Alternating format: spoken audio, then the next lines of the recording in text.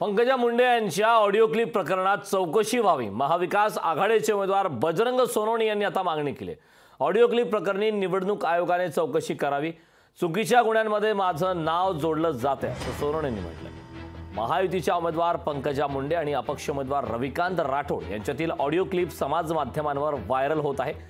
यावर आता सोनवणे यांनी प्रतिक्रिया दिली। निवडणूक आयोगाने यात पुढाकार घेऊन चौकशी करावी, तसेच पोलीस अधिकाऱ्यांनी देखील स्वतःहून गुन्हा दाखल करावा अशी मागणी सोनवणे यांनी केली आहे।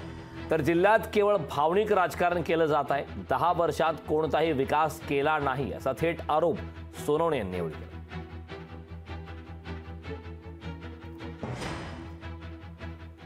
मी साईबाबांच्या पवित्र भूमीमध्ये उभा आहे, त्यावेळेला अशा कुठल्या तरी इसमाचं नाव किंवा असंबद्ध बोलतो, आपल्या पक्षाशी एकनिष्ठ नाही, त्याच्याबद्दल काही बोलणं।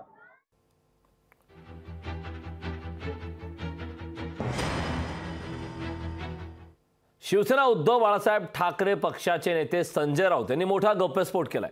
14 जून 2022 मध्ये शिंदेंनी मोदी लोकशाही मराठी ऐका, पहा, जागरूक रहा।